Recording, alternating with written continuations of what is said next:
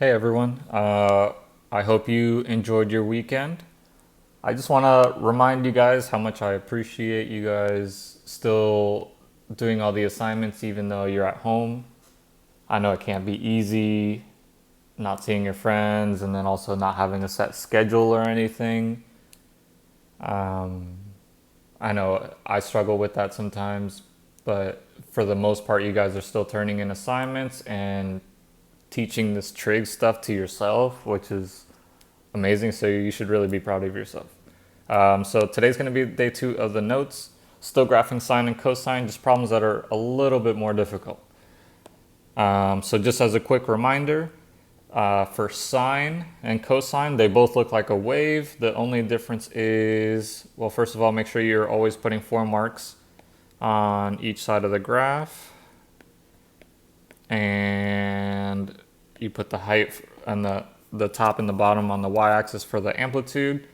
And then remember, they're both the same as far as sine and cosine goes. The only difference is where they start, because sine starts in the middle. If you remember from last week, sine starts in the middle.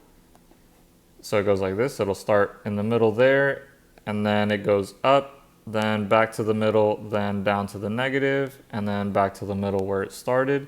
So it creates this wave that kind of looks like an S, if you will, like that, and then it keeps going. And then, whereas cosine starts at the top of its wave, and then it goes to the middle, negative, middle, and then back up to the top where it started. So then it looks like this. So it kind of looks like a V when you start the wave, but then it continues on forever. So both of them will look pretty much the same, just they start differently. As before, there's the same formulas for amplitude and the period, so make sure you're supposed to know those. But anyway, so let's go ahead and jump into the problems. So I will start by figuring out the amplitude. So remember, this one tells you this first number is A and the second number is B. If either of those are missing, then you just assume it's a 1. So we'll start with the amplitude. It's always the absolute value of whatever you have there. So we have a 3, so absolute value of 3 is just 3. Remember, that just makes positive numbers stay positive, negative becomes positive. And the formula for period is over here, 2 pi divided by b. So then, in this case, b is 4. So it's going to be 2 pi divided by 4. Now this one's where it starts to get a little bit difficult. So just simplifying this, so 2 over 4 would simplify to be 1 over 2. So 1 pi over 2. Now, whenever there's a 1 up top, you never really need that. So I can just go ahead and erase that. So it's just pi over 2 for the period. Remember, the amplitude is how tall the wave is. The period is how long it takes to start repeating. So then I will put the marks on the x-axis to start. So always 4 marks on here. And on the other side also, the negatives.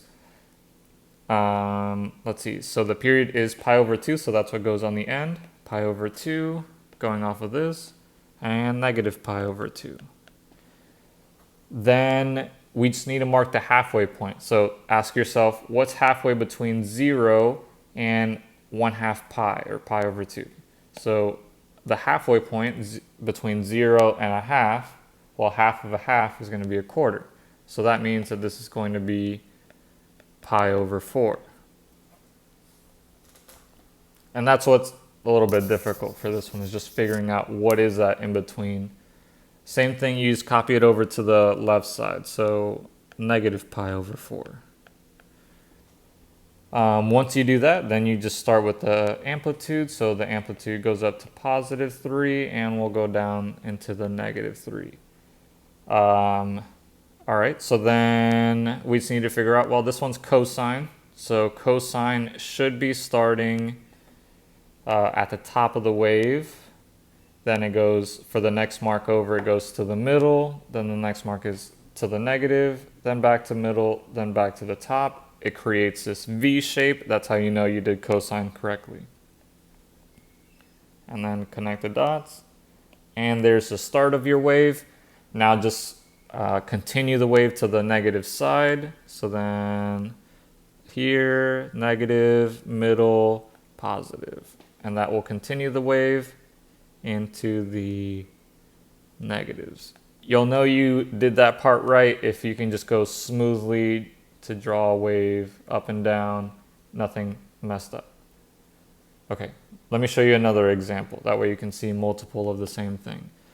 So in this case, you have your A and B. Amplitude is the absolute value of 8 in this case, so that's just 8, easy. Then the period, remember you're using that formula that's off to the right over here. So using that formula, but for the B, we're gonna plug in a half. Now, just to keep it easy, let's just change a half to be a decimal. So then it'd be 2 pi divided by, and instead of a half, let's just write 0.5. Because that way you can just type it into your calculator. So type it into your calculator, 2 divided by 0.5, and you will get 4. So then the answer is 4 pi.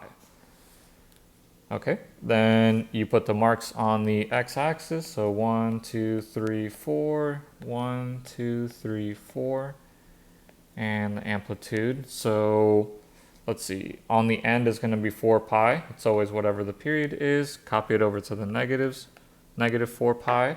And then you need to ask yourself, well, what's the halfway point? So here's 0, here's 4 pi. What's halfway between 0 and 4? 2 pi. So then this is going to be 2 pi in the middle and negative 2 pi on the other side. Amplitude was 8, so we're just going to call this 8.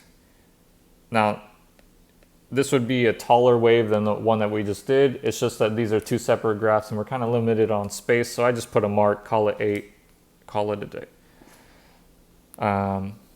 So then, let's see, this one is sine. So since we were doing sine, that means that sine starts in the middle. So make sure that you start in the middle for sine. Then the next mark over goes to the positive, then back to the middle, then negative, then back to the middle. And then connect the dots, and there's your wave. Then continue it into the negatives to finish off the sine wave. So it should be going, again, for the sine, make sure you be careful with the sine because this one's a little tricky to continue it. So it's going from up here, then it's going down, then it's going to go over here into the negatives, then you just continue from there. Middle, positive, and then back to the middle. And then continue that wave, so then it'll look like this. Again, you'll know you did it right if you can just kind of draw this smooth wave, nothing jagged like that stops in the middle or something like that. Okay, one more example and then I'll leave you to your homework. So 1/2 sine 8x. Huh. I didn't even notice that. I did that, the switch of the numbers there. All right, but anyways, so 1/2 sine x. So same as always, this is your A, this is B. So amplitude is gonna be absolute value of a half. So easy, it's already positive, so it will stay positive. Period is going to be, again, using that formula over here. Let's see, so 2 pi divided by 8. Now this one is not a fraction. If it were, or when I say a fraction, I mean the 8 is not a fraction. If it were, I would have changed it to a decimal, but since it's just an 8, you leave it. You just need to simplify that. So 2 over 8 would simplify to be 1 over 4. So 1 pi over 4. Just keep in mind, you don't really need the 1 in front of it. Okay, so then now it's just, now I can transfer everything to the graph. So 4 marks, 1, 2, 3, 4, 1, 2, 3, 4, top and bottom. Okay, so then let's start with the period. So the period was a quarter pi, or just you would just write it as pi over 4 really. And then again, this is part where it's tricky. Here's 0, here is 1/4 pi. What's in the middle between 0 and 1/4? That would be an eighth. So then this would be pi over 8. Okay, so then copy it over to the negative, so pi over 4 and negative pi over 8.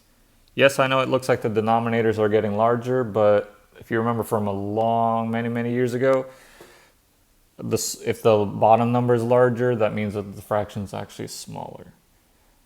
Okay, so, and then the amplitude, this is a half, just on the mark, let's call that a half. That way, we're not struggling to try to figure out where this is going to be.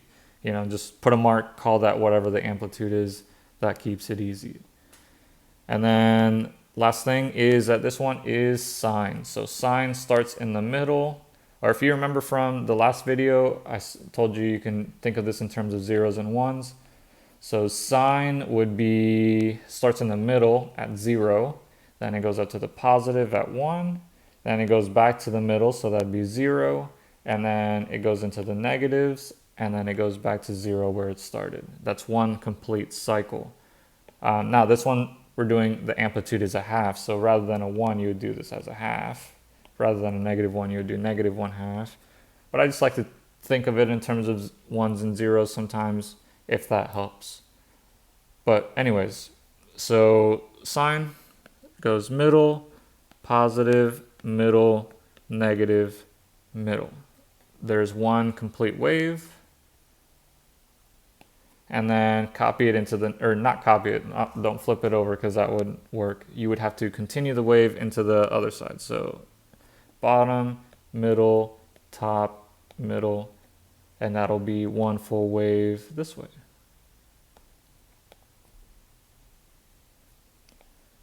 So there you go.